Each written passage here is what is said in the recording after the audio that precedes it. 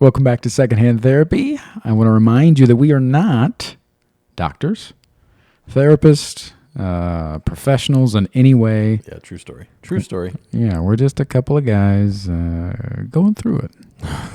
And we hope. Oh, yeah. Really going through it this week. Hey, And, I do not want to record today. Hey, join the fucking club, All right, buddy. play the music and we'll get into this fucking shit.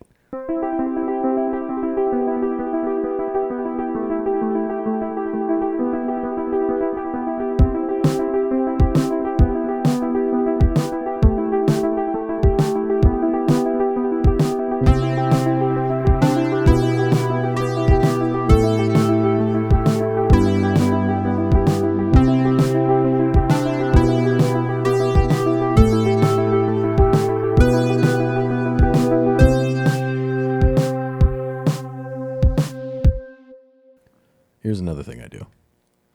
As soon as it's done, delete the text thread, unmatch, unhinge.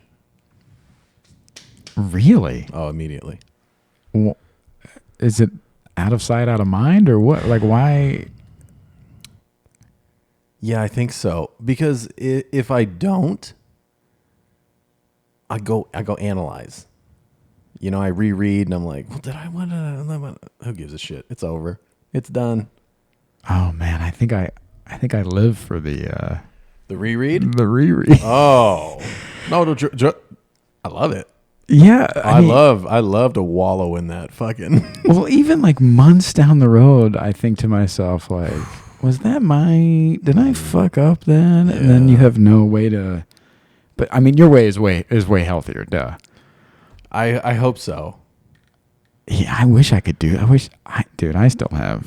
I know. I don't have any of that. None of it. I wonder if. How often do you go through it? Oh, not often. That's good. No. Yeah, literally, as soon as like the conversation happened today, as soon as it was done, it was delete, hinge, unmatch. Don't need it. Done with it. See, for public things too, and I know women are really good at this, where they'll just like wipe a dude out of their profile, like any picture they've ever taken. This could be the father of like all of your children, like all 8 kids, and they're like, you never knew he existed. He a ghost now. Yeah, exactly. He ghost man. He's not on one picture of your Instagram and like all this stuff. Like, I don't care. I don't ever do that. I don't ever clean my social media after that. I don't give a fuck. No purging. No, it's like, hey, we saw that you know 2 years ago you had a picture of this girl. Yeah, we dated. Yeah. We were together for, whatever. Yeah, right. She's on my feed. Congratulations. You found her. That's it. I don't give a fuck. See, I've never done the Instagram purge. Yeah. Well, you don't post any personal pictures. Yeah. Me and this tree broke up. I got to get rid of this tree. Okay, it was a highway overpass sign, first of all. No, because like back in the day, I used to post a few years ago. And then I got off social media. And now that I'm back on, I don't post personal shit. But yeah, I don't know. If I ever went through and did the purge. I don't remember. So I don't know. I mean, I kind of don't. The Instagram, I get it. It makes sense. But also, like, that's not something I think you go back and look at your own posts. You know, I feel like that purge is more for like other people. Like, all right, this guy's gone. Don't fucking. Yeah, maybe it's because, like, I don't think things have ended badly with the people that I date. And so maybe if there was, like, a fuck this person. Like a contentious ending? Yeah, then I'd be like, oh, yeah, they gotta go. That makes sense.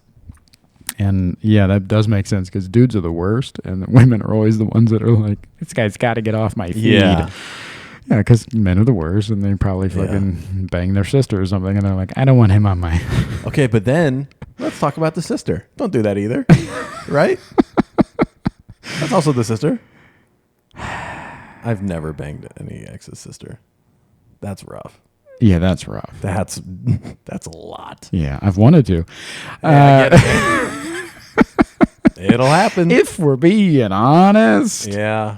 I know what you're talking about. But here's the thing with cheating, right? All right. Because you said, yeah, the sister. Like, don't do that. Like, hey, man, that's not her fault. That's the dude. Whoever cheats, that's on them. That's like when I see these. Hey, man. If you're going to fuck your sister's boyfriend, that's on you too. That's on you too. Okay, what about this scenario? That's more on the sister, I would argue. They got more history than you do with the man. That's more on the sister. I could be wrong. I'm wrong a lot. Wait, let me peep this scenario. All right. You got a couple. Uh-huh. And the girlfriend or wife wants to cheat. Mm-hmm. She finds some dude. Mm-hmm. She's doing him on the side. Complete stranger, outsider, not a friend, not a family member, not a sibling. Okay. Complete outsider. Tinder. Yep. All right. And guy comes home and finds him. Mm-hmm. Does he have a right to fight that guy?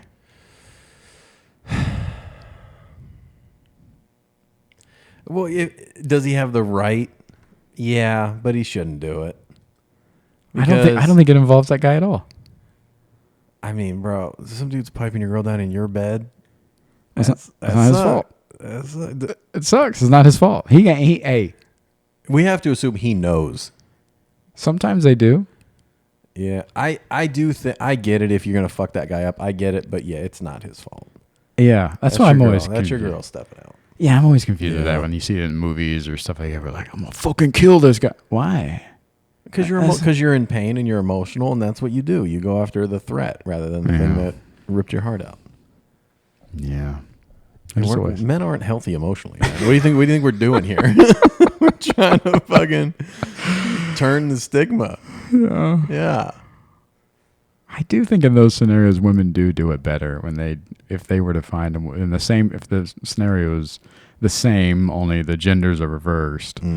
I think women would be like, "You can leave," and then they deal with the guy. There wouldn't be like, "I'm gonna kill this bitch." It'd be like, "Yeah, you need to leave." Yeah, you need, and then she's gonna fuck up his shit. Yeah, all his clothes, his car, and I gotta tell you, that hurts more. Oh, yeah, yeah. When a woman fucks up your whole every one of your belongings, that hurts you more than you fucking up the guy she fucks. She doesn't care about him. No. Yeah, women are just they're superior beings. Yeah. You know, what can we? It is what it is. Yeah. Yeah. So I got dumped today, is what I'm saying. Oh, dude. Oh, God. I mean, you know. What's up with you? I mean, here's the thing, though, because you said you're a little sad about it. You're kind of in a funk and all that, but this was kind of a new thing. It's very new. Very new, very fresh, but it started out kind of hot and heavy. So, yeah, I think we had hung out, gone out, whatever you want to call it. Yeah. A handful of times, a couple times more, hooked up a handful of times. Great. Always a good hang. Sexual stuff was always great, very enjoyable. And then it ended today. And what? It sounded like it was like a festival that was in town. It ended today. Today was the final day of admissions. Exactly. Actually, no, I saw her last night, and then we terminated the contract today. Your services are no longer needed. Yeah. But it's a weird thing, man, because I didn't have strong feelings for her. I'm nowhere near loving this woman, right? But I'm still that rejection. It's like, I don't know what I'm feeling. It's not great. Like, I don't know if I'm sad, if I'm bummed, if it's just the rejection fucking with my ego. I don't know what it is. Because if I'm honest with myself, this girl's not good for me. It was never going to be a thing. Right. Because she had, I don't know if I want to get into all this. Fuck it. That's what the podcast is for. She had a lot of qualities of exes that I have, of relationships that were not great. You had some. However, she had the ability of communication. That's one of the things she and I did very well, was communicate. Yeah. So you stopped talking. Yeah. Deleted the text thread and unmatched on the Hinge. Oh, buddy. Yeah. So yeah, you had a little Frankenstein monster going on. I get. Yeah. Well, a little piece of this, little piece of that. You can't act them all, and you're like, I guess. Look at this. Look what I found. I guess, man. And she was bodied up, dude. You know, I told you that. This girl, her body was fucking unreal. I told her that too. I was like, just so you know, body's unreal. Just so you know. I like to think that's the first thing you say when you meet. Hey, how are you? Hey, just real quick. Just so you know. Body's unreal. Body's unreal. After the first time we hooked up, like, yeah, she's naked. And I was like, I gotta tell you real quick. Body's unreal. Real digging the body. 10 out of 10. Would like, recommend. Thank you. Like, yeah. Would you mind if I painted you real quick? Yeah. With my tongue. Yeah, so it's a weird thing, man. Yeah. I don't know what it is, if it's just like my ego just dealing with rejection. Yeah, you know? Is that what it is? We know what it is, yeah. But man, maybe this is where I don't have as much self-awareness as I think, because who gives a shit? You know? She's one of how many women in LA? Mm-hmm. Like, who gives a shit? Because it doesn't have anything to do with her. It has everything to do with you. And acceptance and rejection and love and all these things. So I should have ended it first, is what you're saying. Absolutely. Yeah. What you have to do is fuck her sister now. No. She's got two of them. Uh-oh. Let me tell you something. You got a body like your sister, and it's unreal. And it's unreal. Real quick, body's unreal. That's so funny. No, but obviously it has nothing to do. I mean, it does, but it doesn't. That rejection and everything you're feeling is all ego, and it's all inward. It's not outward. So when you're saying this idea of like, she's one of a million. Yeah, but one of a, not one in a, let's be clear. Sure. For the listeners. Well, with a body like that, I mean, body's unreal. Body was unfucking real. But yeah, so it is more so about, it's not about that. It's not external, it's internal. Cool. Yeah. Super tight. So work on that. Work on being a human. Yeah, just work on doing it. Hey man, just work on being cool, dude. Hey man, dude, this is why I'm in therapy. I'm just trying to be a better man. That's literally the reason I'm in therapy. And it's so fucking hard. You know, it's exhausting. And it's also, here's the thing. Mm-hmm. Again, I get it. Who gives a shit? Doesn't matter. It is what it is. It's a little defeating to have worked on myself this much, put effort into having like clear and open communication, and then it still just dies off. And I get that's like not everybody's compatible, right? Right. Also, I haven't dated in fucking like 4.5, 5 years. So I'm like actually dating now. Bro, this shit sucks, man. Yeah. I don't like it. It's so draining. It's like you put this effort in to like communicate and be honest and try to be vulnerable and open yourself up for connection. And then it doesn't work out and you're like, well, what the fuck's the point? I gotta do this again? Ah, cool, man. The fuck that? You know? Am I wrong here? You're looking at me like I'm an idiot. What did I say? Here's what I'm going to say is, you know, I'm a big believer in... First off, let's not preface a sentence with here's what I'm going to say. Just say it. You know? Right? And we know that. Sure. Here's what I was going to say until you interrupted me. Cunt. I'm a big believer in the universe and asking for what you want and all that kind of hippy-dippy shit, right? You're not asking for that right now. No. You're not seeking that out. Seeking what? Love and long-term and these things. When you're saying that it's defeating and that you've put all this work in and you've tried to like be a better communicator and all that, you are doing those things, but you're not asking for what you're bummed about not receiving. Yeah, that's true. Yeah. That's true. So you really got to focus on like, what am I after, and be more clear with yourself and others. And you are.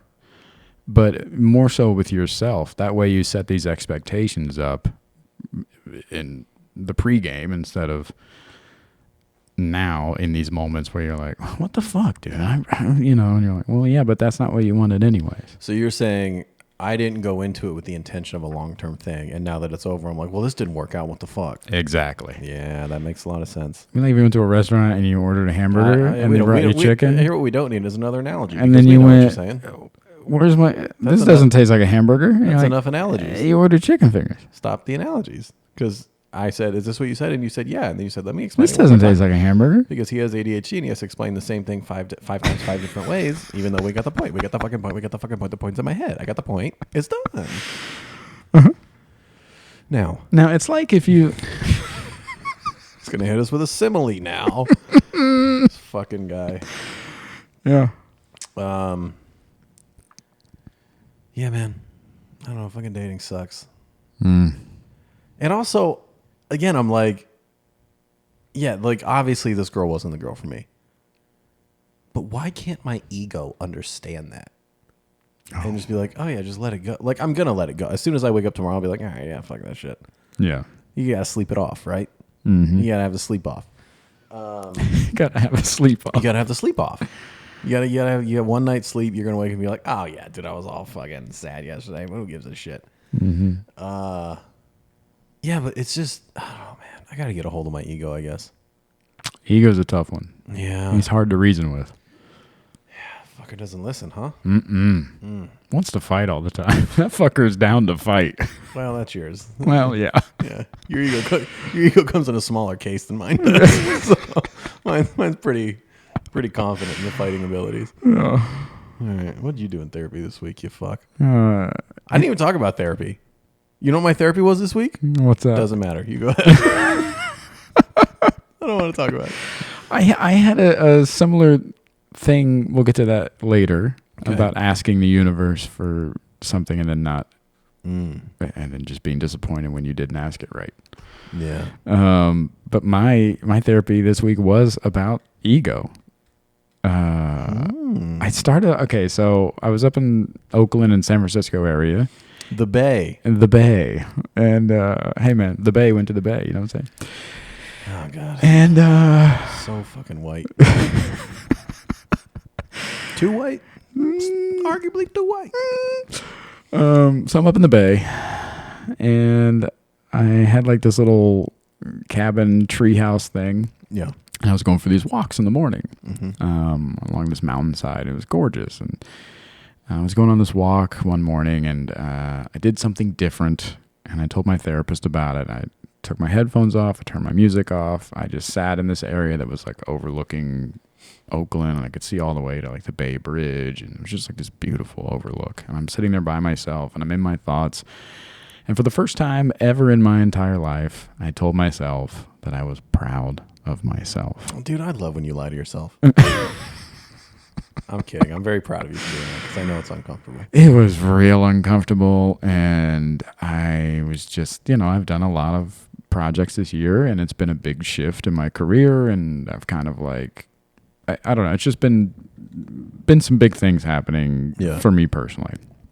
And so I reminded myself how far I've come and what I've done this year and that I was really proud of myself. Yeah. And I told my therapist I was trying to believe that. And the problem is that my problem with self-love is that I think everybody is gaslighting me and that I don't believe what they're saying. Yeah. And I was trying to explain it to her. I was like, it's a lot of my self-love is attached to my career because that's all I've. Yeah, your career's based on validation. Yes. Yeah, either they clap or they don't. Yeah. Yeah. And it's all I've done for the last 20 years. I haven't had that much of a social life or anything else. Like it's just been stand up. Yeah. So I was telling her that it didn't make sense to me that all these people that I was meeting throughout my life, and I told her too, I was like, this is the most ego you're gonna get out of me. I was like, people that my peers or like agents or bigger people in the industry and stuff like that, since I was like 24, 25, have been telling me like, oh man, you got it. You're it. Like, you're going to be huge, this and that. And like all these things. And they've been really nice and kind to me throughout the years. Mm-hmm. And yet here I am in the same feeling like I'm in the same position that I've always been in. And I haven't really moved up the ladder that much. And if all of these things are true, if what they're saying is true, that I'm this funny and creative and like all these nice things that these people are saying, then why do I feel like I'm still struggling? Yeah. And she hit me with, she goes, do you think that there are people in your industry that are not as talented as you who are a lot further along than you are? And I go, oh yeah, absolutely. Shout out Matt Rife. I said, oh yeah, absolutely. And she goes, exactly. And I went, huh? Well, that doesn't help, but yeah. And she goes, well, that means that both things can be true, right? So all of these people can be right, that you are as funny or as creative or whatever they're saying, X, Y, and Z about you. And also you are where you're at. Both things can be true. Yeah. Fuck. I was like, huh. That doesn't make you feel better. Doesn't make you feel better. Yeah. Hey, lady, that doesn't pay my rent. Ah, cool. Super tight. Well, yeah, she's right. Yeah. So makes a lot of sense. It really changed my perspective on the value that I have placed on myself. I've never thought of it. And I've used that term before and I've given advice in that way and like all of those things, but I've never applied it to myself in thinking of that. Yeah. And again, it goes with that, a little bit of that black and white self-worth that I have. It's like, oh, if you're not a superstar, you're a failure. Oh, yeah. So which is it, bud? I don't see you on Forbes magazine, so you failed. You're going with Forbes, huh? I don't know, man. That's the one? I just picked a random fair enough. Teen Beat. Well, all right. 19 and killing it. I don't see me on that. So, well, all right. Is that a magazine? I have no fucking idea, man. I don't either. I don't read magazines. It sounded real. Yeah. It sounded real, but I don't know. Yeah, she makes a good point. Yeah, so it was interesting to think about ego in that way or self-love in that way and how they're attached. Mm-hmm. Yeah, I just never thought that, both things can be true. Yeah, well, it'd be nicer if, they weren't. But yeah, that's not how the world works. Yeah. And then I brought up you. And here's the thing: if you're gonna talk about me, get me on the phone. All right, you got something to say to Papa Bear? You can get Papa Bear on speakerphone. You put me now. I joined the therapy session. I wasn't talking about Papa Bear. I was talking about little Louie. Oh, that guy. Yeah. Yeah. All right, go ahead. I was saying that I was talking about these exercises that you've been doing lately. Trying to get hold of little Louie in there. Yeah. And how it blows my. It's okay. His headphones fell off. If you guys are listening, that's what happened. Leave it in. And how it blows my mind that when I try to think about contacting little Michael, is it Michael or is it Mikey? What do people call you when you were little? Michael. Yeah, the only two people that's ever called me Mikey was my dead dad. Yeah. And Brad Garrett. Yeah. Well, Mikey. Yeah. Yeah, I was always everybody. My family still calls me Louie. That's a great. Louie's a fun one. That's my full legal name. Yeah. My legal name legally is Louie. But yeah, they're the only people that call me Louie. It's my family. It's not Louis. No, I just said my legal name is Louie, right? And the fact that you didn't know that hurts me bad. Well, what's my middle name? Fuck, I don't think you've ever told me. There we go. Is it Marie? Oh my God, it's my mom's middle name. That's the most Italian middle name you can have, by the way. Dude, if your middle name's Marie, Louis Marie Pilates. Oh, fuck all the way off. All right, go ahead. You're trying to talk to little Michael. What happened? And I Because you were saying that, like, she was asking you how you felt in those moments, or like, you know, to talk to yourself to see if you felt safe. If there's anything you should know, you know? Yeah, I was supposed to ask little Louie if there's anything he wanted me to know, or if there's any fears that he thinks I should know about. Yeah. Yeah. And I had panic attack. Yeah. But if I were to think of, you know, little Mikey, and go, "Hey, bud, how you doing?" I'd have no fucking idea what to answer. My memory is such shit. Yeah. That I would have no idea how I was feeling when I was small, or if I was safe or not, or if anything, like, I don't even know where to begin with. I couldn't tell you how I was feeling last fucking Monday. You know what I mean? If you're like, "How you doing?" Like, my therapist brought up grief this week in our therapy. She was like, "How you doing with your grief?" and stuff. I was like, "Fine." Yeah. It didn't even hit me that last week I had that dream and it like fucked me up and it was like spiraling and all that. I was just like, "Yeah, I'm fine. What are you talking about?" Yeah. No fucking clue. So I'm supposed to remember fucking 35 years ago to be like, "How you doing? You feeling okay?" But here's the thing. You're not remembering. You're supposed to envision yourself and you ask it, and then it'll like, it uncovers things. You're not just remembering. That's why it's an exercise. You're uncovering the memory blocks that you have to unlock whatever was. I got no memories. Yeah. Here's the thing. You haven't done the exercises yet, right? You're trying to do these on your own. You'll get there. Well, we started unpacking a little bit, and Yeah. she was like, "So what do you remember from your childhood?" And I was like, "No, I don't want." And when I do think of my childhood, Yeah. the first and only thing that usually comes to mind is 12 and discovering Dad dead. That's your oldest memory. That's not only my oldest memory, but like where I go automatically. Yeah, I mean, that's a big one. That makes sense. Yeah. Yeah.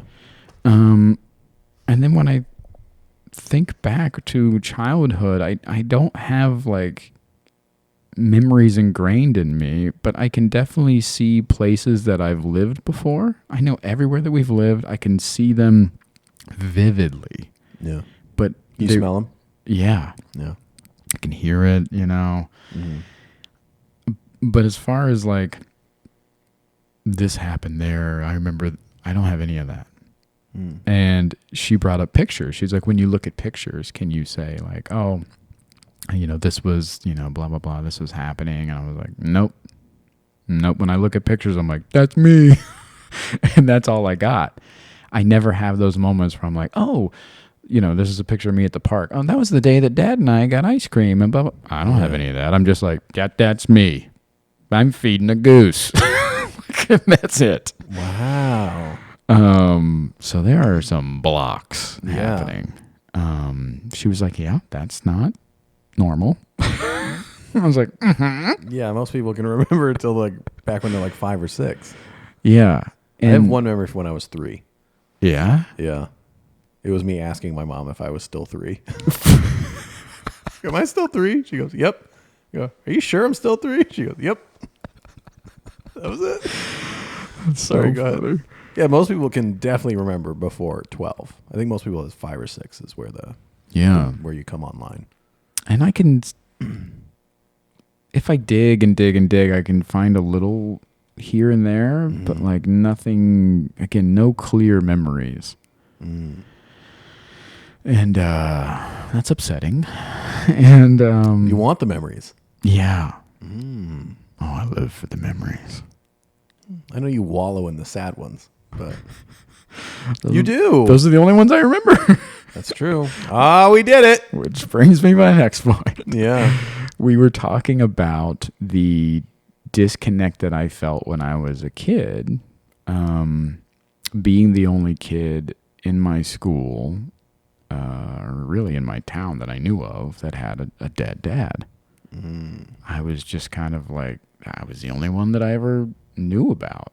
So that feeling that I was talking about in the last episode, about that unrelatable grief that I feel like I carry in the circles and stuff like that of my friends and family, that's it. That it stems all the way back to little Mikey feeling like nobody else can relate to this.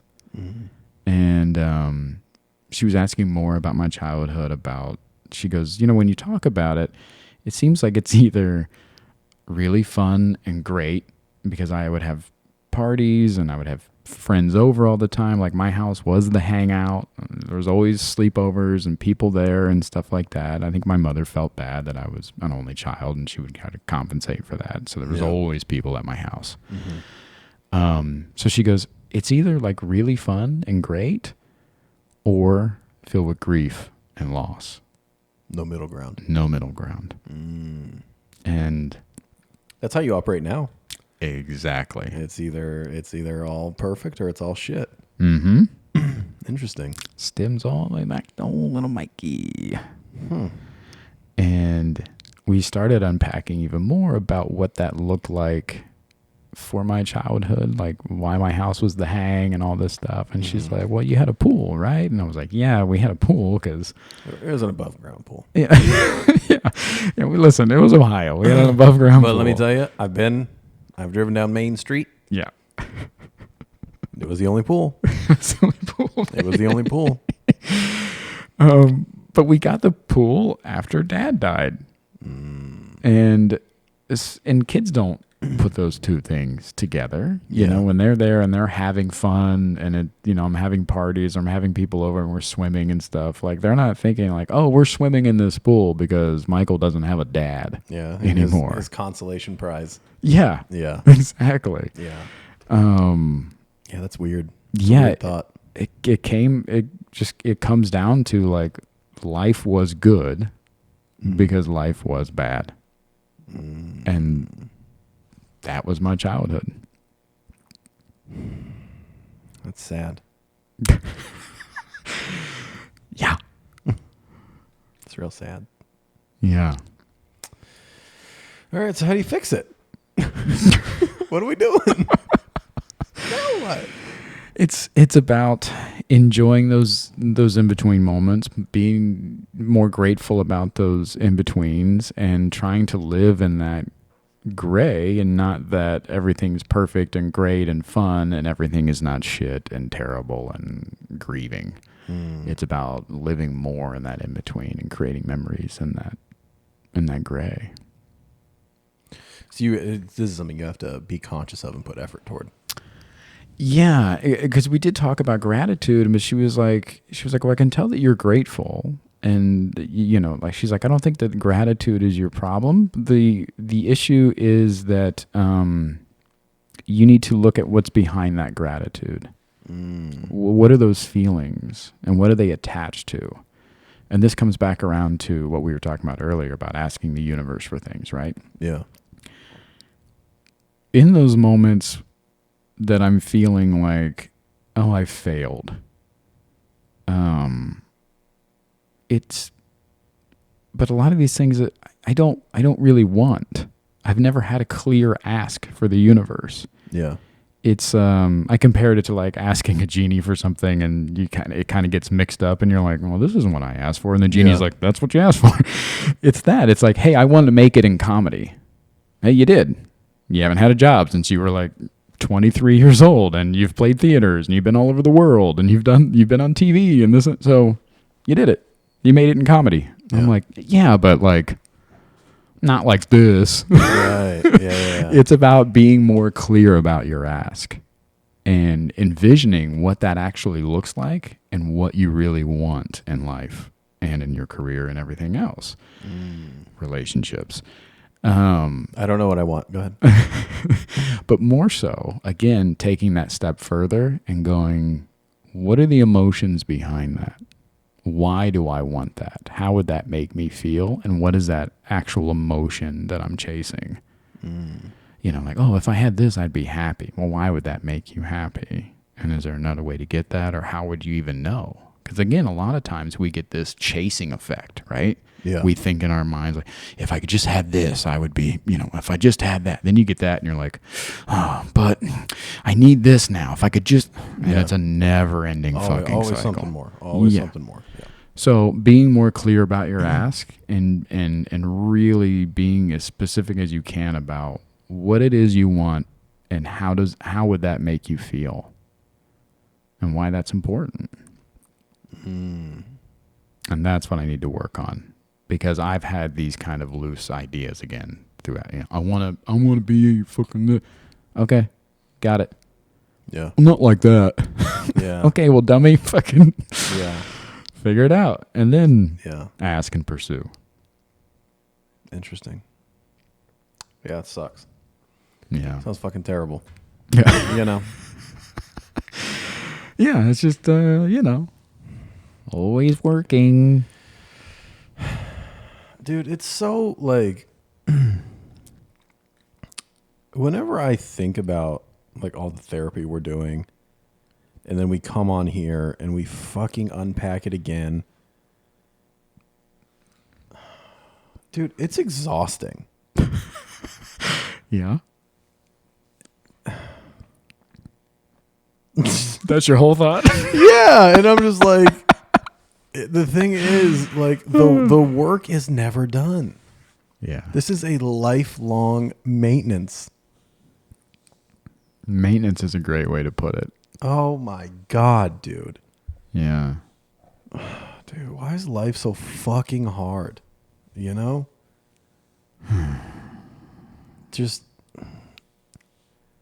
I feel like it's like, it's so hard just to fucking exist. And then when you try to like level up and you want to go from existing to living, oh my God, dude. Yeah. It's real defeating. I like that terminology you used. Existing to living. There's a big difference there. Yes, there is. I did nothing but existed for a while. Yeah. And you know, when I decided I didn't want to just be existing anymore and I started this work and man, it's hard. It's a lot of fucking work, dude. Yeah, but it's rewarding, right? Not yet. I got dumped today. Were you not listening? I'm just kidding. No, it is. Like I do I am aware of the progress I've made in myself and my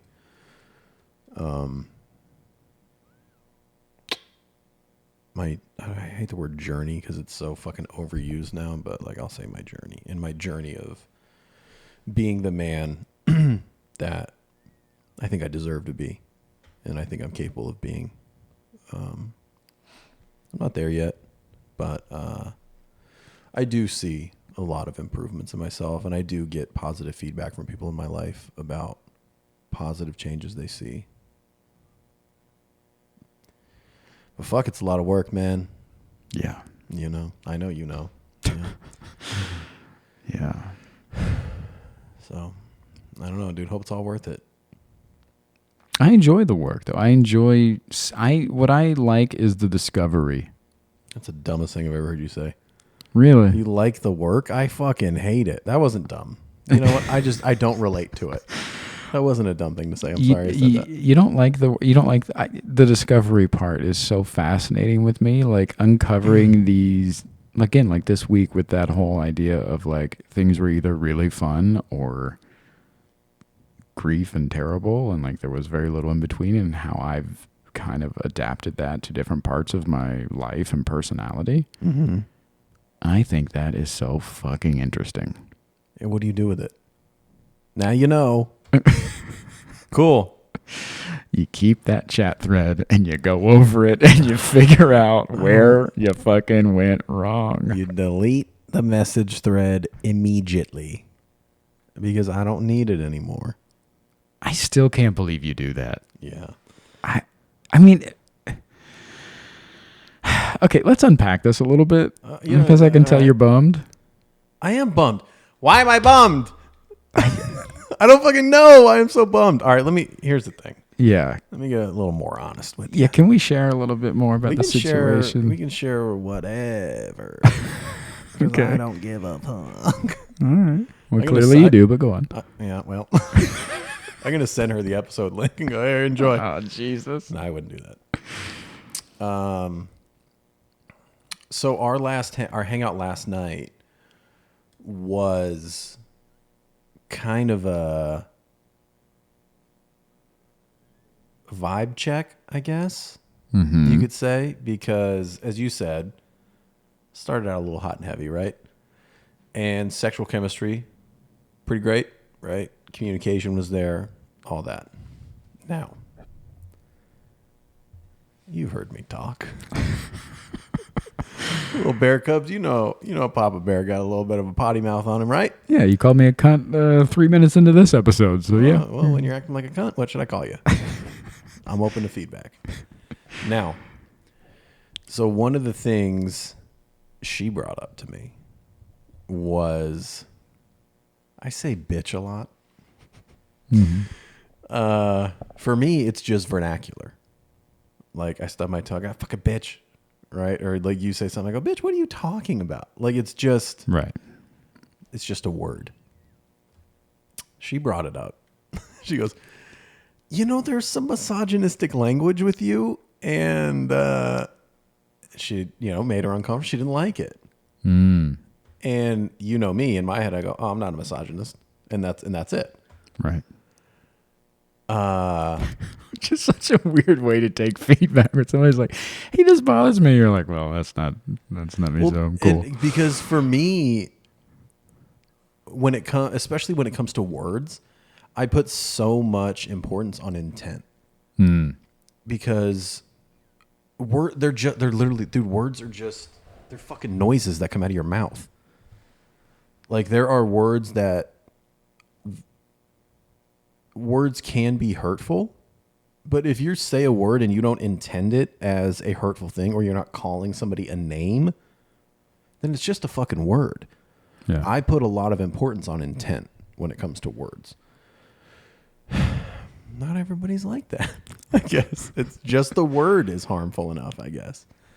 So yeah, when we hung out last night, she had prefaced before, like, I'd like to take sex off the table so we can, she's like, I'd like to focus on our compatibility outside of sex.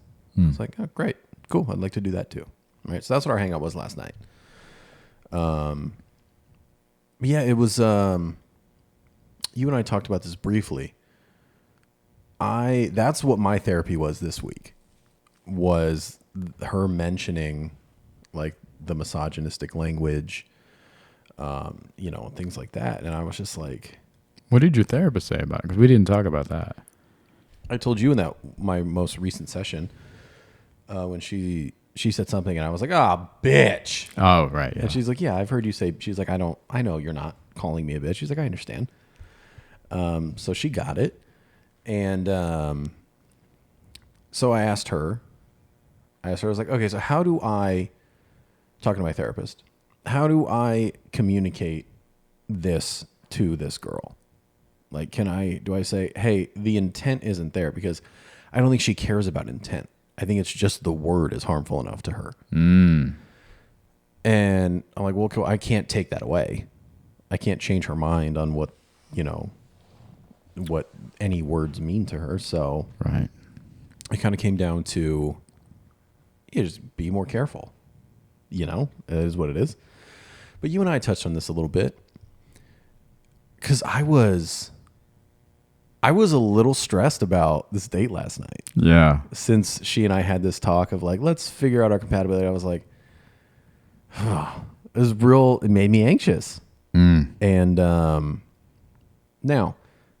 that we hung out with no sex and she got tired of me, did it fuck my ego up? Oh yeah. Oh yeah. But also I understand how nervous I was going into last night, because I felt like I was on eggshells a little bit. Yeah, it felt like a test or an interview or something. Yeah. And I was like, I was real in my head about it.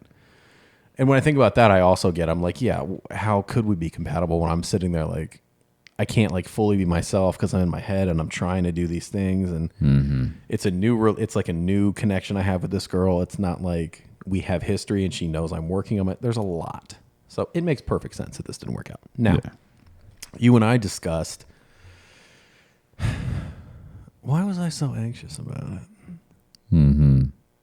And you had a theory. Hit him with your theory. Tell the Bear Cubs.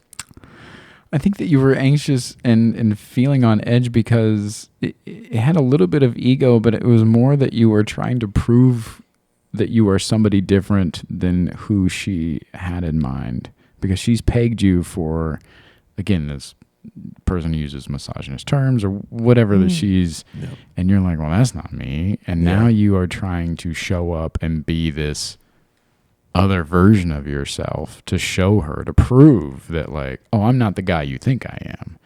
And now you have to like feel like you're presenting in a way instead of just being yourself and doing this. Yeah. And I think you're right.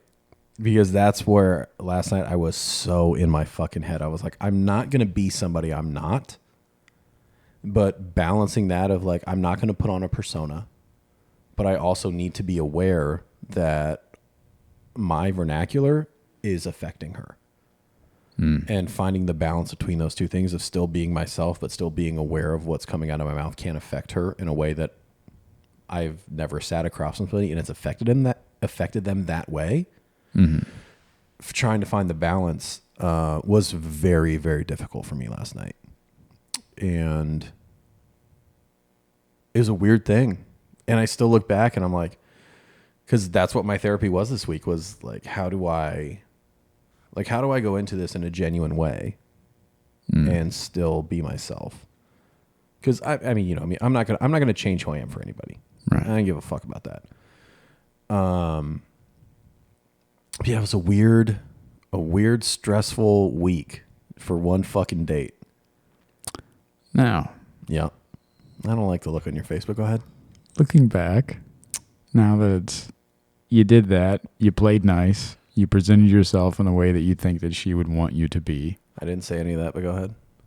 I don't think I played. I was trying to be more aware of my words. Well, yeah, that's... Okay, I feel like you're saying I was being somebody else. I wasn't being anybody else. No. I'm just saying, like... Okay. Well, you weren't being yourself because yourself says bitch a lot. And you were very being aware of that. So... I did. I called Siri a bitch last night. Because I had the nav on to get to the restaurant and she was talking and Siri was like, turn left, turn right, U-turn. And I was like, I don't know what this bitch is doing, but please keep talking. I'm listening to you.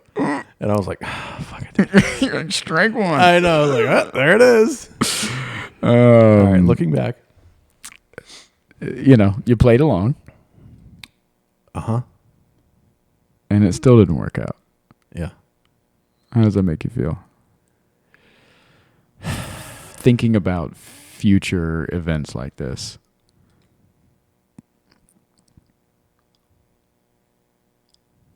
Torn. Because I think I'm torn between,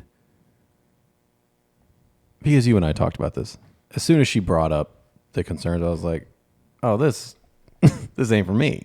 Right. We had this discussion. Yeah. But the other half of it, I do think it's important to take feedback because she's not the only woman on earth that feels that way. So I think it can't hurt me to, in my mind, be aware of if bitch is going to come out of my mouth, of being more aware of the context or tone or any of those things. I think that is a useful amount of feedback, a useful tool to have. But on the other side, I'm like, oh, that was it right there. I should have just been like, okay. But also, she had said for our next minute, I'd like to take sex off the table. And then if I go, you know what? I don't think this is. Yeah, it's a real scumbag move to be then it's like, oh, I can't fuck you. I don't want to go to dinner with you. Yeah. You know, I didn't want to be that guy either because I'm not that guy. Right. Like I'm not that guy. Again, yeah, so you're going into this trying to you're double proven. You know, you're like, I'm also not this guy. Like, I can hang and not fuck you. Like, that's cool. And I'll also not say bitch and I can be cool. And like, that's cool. So you're going double in like, hey, I can be what you want.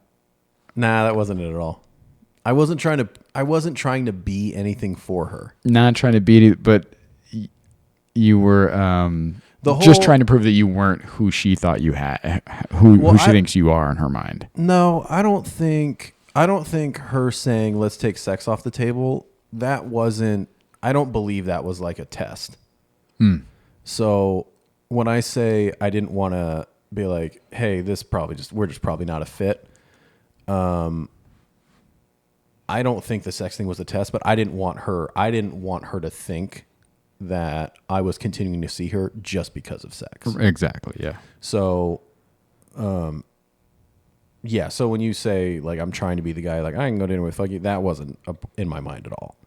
Like that was a boundary she set and I had no problem with it because I think it was important we find our compatibility on a non-physical level as well. Yeah. But the language thing, that was a weird balance I really struggled to find last night. Yeah. Yeah. And, now today knowing that she didn't feel a strong connection or I don't have the text. I couldn't tell you. I think that's the word she used. I'm just like, that was the only way for this to end, if I'm honest with myself. Yeah. But my ego still doesn't like it. Yeah. Huh. What you got? Hit me. I don't think you're ready. All right. Hit me anyway. This is what the pod's for. Okay. I think this strikes a chord with you, especially since what you were working on last week or a couple of weeks ago with this idea of who am I without making jokes and having a little bit of relief, and will they like me if they see the real me? So what do you think was the real me that I showed her that you didn't like? I think that's it. I think you came... I came authentic. You came authentic. She wanted you a little different. It took you outside your comfort zone. You tried to be a little different for her. It didn't work out. And so... I don't think I tried to be a little different for her. I think I was just trying to be aware of the consequences of my words. Yeah. So you're saying that's me trying to be different and not adapting to sensitivities in the world? Because you're consciously doing it, right? Everything I learn in therapy, I would just try to consciously implement. How's it different?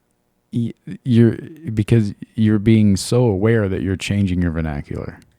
Okay. You're doing that for her, not for you.